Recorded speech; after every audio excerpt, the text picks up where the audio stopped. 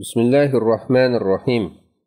Barliq hamd sana Janobi Allohga bo'lsin. Shundaqla payg'ambarimizga, oila tavobiatlariga va uningga toki qiyomatgacha ergashganlarga durud salomlar bo'lsin. Janobi Alloh sajdani o'z ichiga olgan oyatlarni tilovat qilganda, sajda qilishni bandini o'ziga yaqinlashtiradigan ibodatlar qatorida yo'lga qo'ygan bo'lib, bu orqali to'liq xushuni qo'lga keltirish, Allohga muhtojligimizni izhor qilish va ulgimiz Rasululloh sallallohu alayhi va sallamga ergashish, shundaqla insonning dushmani shaytonga zarba berish qatorliq turli maqsadlarga yetkili bo'ladi. Tilovat sajdasining fazilati haqida Abu Hurayra radhiyallohu anhu Rasululloh sallallohu alayhi va sallamdan mundaq hadis rivoyat qilgan. Odam bolasi sajda oyat o'qib sajda qilsa, shayton yig'ilganicha o'zini bir chetga elib, nola qilib deydi-ki, "Voy eshitmanga, odam bolasi sajda qilishga buyurildi, sajda qildi. Uningga jannat bor. Menmi sajdaga buyurilgandim, bosh tortdim. Shunga menga dozoq bor." Sahih Muslim 81-hadis. Janobi Alloh Qur'on Karimda oyatlarni tilovat qilganda sajdaga borganlarni mundaq madhiyalagan. Shunga musulmon kishi sajda oyatini tilovat qilish bilan birga sajdani qo'ldan bermasligi lozim. Qul aminu bihi aw la tu'minu innal ladzina utul ilma min qablihi iza yutla alayhim yakhruna lil azqani sujada wa yaquluna subhana rabbina in kana wa'du rabbina lamaf'ula وَيَخِرُّونَ لِلْأَذْقَانِ يَبْكُونَ وَيَزِيدُهُمْ خُشُوعًا. Uningga iman keltiringlar yoki iman keltirmanglar baribir degin. Shubhisizki, uningdan burun ilm berilganlar, Qur'on oyatlari ularga tilovat qilinsa, darhol sajdaga yiqiladi va Parvardigorimiz paktur, Parvardigorimizning va'dasi cho'qim o'rinlanadi deydi. Ular yig'ilgan holda yiqiladi.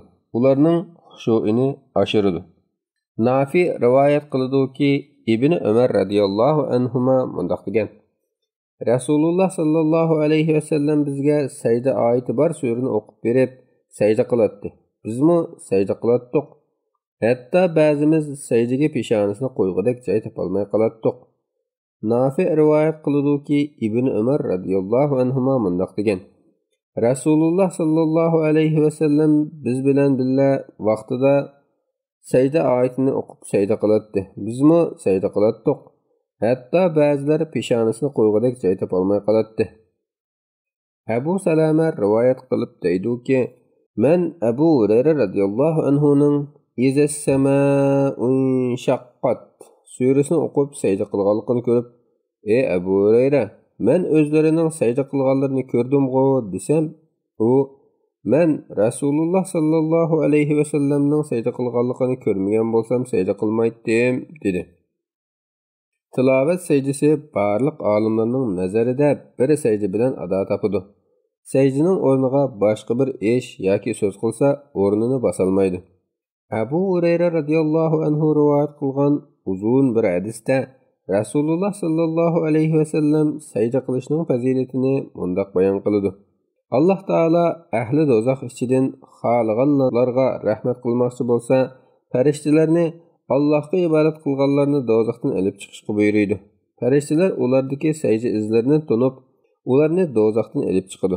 Chunki Alloh do'zaxga sajdaning odam bolasidagi izini ko'ydirishini harom qilib o'tgan. Qur'on Karimda 15 o'rinda sajda oyati bor. Bular A'rof 206-oyat, Ra'd 15-oyat, Nahl 49-oyat, Isro 107-oyat, Maryam 58-oyat, Haj 18-oyat va Haj 77-oyat, Furqon 60-oyat, Naml 25-oyat, Sajda 15-oyat, Sad 24-oyat, Fussilat 37-oyat, Najm 62-oyat, İnşiqoq 21-oyat va Alaq 19-oyat. Ba'zi imomlar 14, ba'zi imomlar 11 bor debmi qaraydi. Ko'pchilik olimlarning nazarida Haj surasidagi 2-chi sajda bilan oxirgi 3 qisqa suralardagi sajda oyatlardami sajda qilinadi.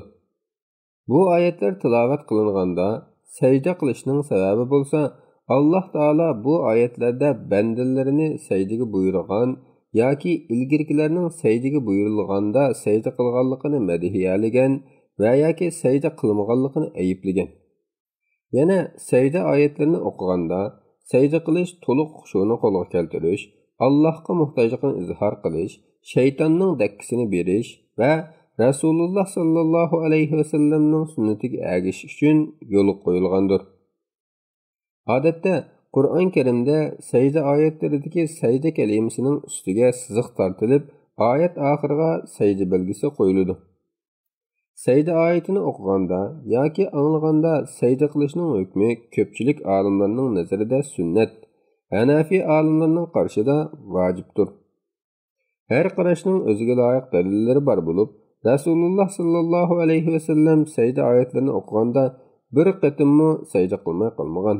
Shunga biz sajda qilsak, Rasululloh sallallohu alayhi va sallamning sunnatiga ergashish orqali bu sajdadagi fazilatga erishamiz. Ba'zi olimlar sajda oyatini o'qigan kishi bilan sajda oyatini anglagan yoki anglashi udul kelib qolgan kishini ayiradi. Yana ba'zilar o'qigan kishi sajda qilmasa, anglagan kishimi sajda qilmaydi deb qaraydi. Asosan bu oyatlarni namozda yoki namozning sirtida o'qiganda va yoki anglaganda ruku qilmasdan bir takbir aytib, bir sajda qilib, yana bir takbir bilan beshimizni ko'taramiz. Salom bermasakmi bo'ladi. Namozga turganda quloq qiqib, ayrim bir takbir tahrimiya tushirilmaydi. Takbir tushirib sajdaga borganda ikki qo'lni ko'tarmaydi. Sajda qilib bo'lib at-tahiyyatuda o'ltirmaydi. Ba'zi olimlar sajdaga borganda takbir aytib sajda qilamiz, sajdadan turganda takbir aytmasin bo'ladi deb qaraydi. Lekin namoz ichida sajdaga borganda bir, sajdadan turganda bir takbir aytadi. Namozning sirtidagi kishi sajda oyat o'qisa yoki anglasa, bo'ri turgan holatda bo'lsa sajdaga tushadi. O'ltirgan holatda bo'lsa, o'ltirgan holatda sajdaga boradi. O'rnidan turib, ondan sajdaga berishi shart emas. O'rnidan turib, ondan sajdaga borsimi bo'ladi. Bir o'ltirishda bir yoki bir qancha qatim o'qisa yoki anglasa, har bir sajdaga ayrim sajda qilsimi, hammaga biroqli bir qatim sajda qilaversimi bo'ladi. Boshdagi bir oyatga sajdaga borgan bo'lsa, keyingilarga sajdaga bormasimi, sajda qilishni o'ltirishdan qo'pishig'icha kechiktirsimi mayli. Lekin vaqtida qilish afzal. Namozning ichida sajda oyat o'qisa, darhol sajdaga berib, bir sajda qilib o'tib, ondan o'rnidan turib, namozini kelgan yerdan davomlashtiradi. Xohlasa qiroatni kelgan yerdan davomlashtirib o'qiydi. Xohlasa o'rnidan turgandan keyin qiroat qilmay to'xtab rukuga boradi. Namozda turib darhol sajda qilish yoki qanchalik kechiktirish masalasida muhaqqiq olim Kamal ibn al-Humam mundaq deydi.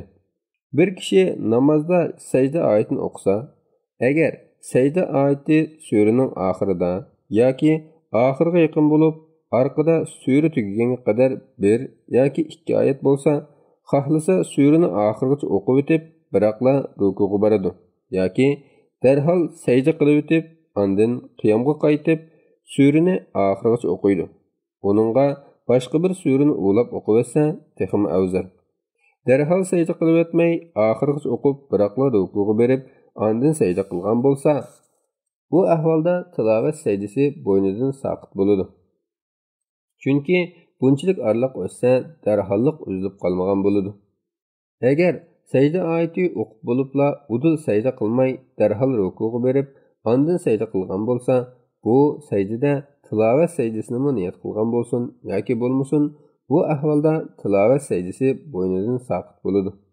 Shundaqla sajda oyatidan keyin ikki oyat o'qigan bo'lsa-mu, tilovat sajdasini niyat qilmagan bo'lsa-mu, tilovat sajdasi namoz sajdasi bilan ado bo'lib ketadiganligiga Hanafi mazhab olimlari ittifoqqa kelgan. Namozda qasddan yoki unutib qilib tilovat sajda qilmagan ahvolda namozdan keyin sajda yoki boshqa bir ish qilishi kerak emas.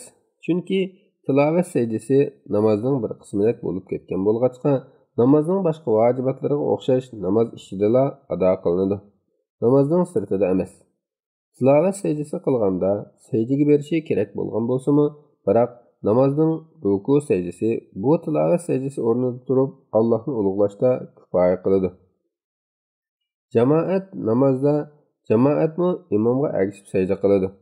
Imom sajdaga bormasa bormaydi. Chunki Rasululloh sallallohu alayhi va sallam bundoq degan: imom degan uningga ergashish uchun belgilangan. Imom ruku qilsa, darhol ruku qilinglar. Beshini ko'tarsa, darhol beshinglarni ko'taringlar. O'ltirib namoz o'qisa, o'ltirib o'qinglar. Günlük o'qiladigan namozlardami, ishida o'qiladigan namozlardami hukm o'xshash. Biroq jamoat gangrab qolmasligi uchun ishida o'qiydigan namozlarda sajda oyati o'qimagan tuzuk. Agar günlük o'qiladigan namozlarda imom sajda oyati o'qib, tilovatga sajda qilishni unutib qolgan ahvolda jamoat uningga sajda qilishni eslatishi kerak emas. Chunki imom sajda qilish vojib emas deb qaralganlikdan sajdaga bormagan bo'lishi mumkin. Bu ahvolda imomga eslatib qo'yish uchun jamoatning sajda oyatini o'qishi yoki tasbih aytib imomning qiroatini to'xtatishi to'g'ri emas. Chunki bu ish jamoatni patfaraq qiladi. Sajda oyatini namozning sirtida o'ltirgan holatda o'qigan bo'lsa, to'g'ri qarashda o'rnidan turib yurmay o'ltirgan holatida sajdaga boradi. Ba'zi olimlar o'rnidan turib ondan sajdaga berish afzal yoki mustahab deb qaragan bo'lsa-mu, buningga tuzuk bir dalil yo'q. Sajdada xohlagan duolarni qilsa bo'ladi.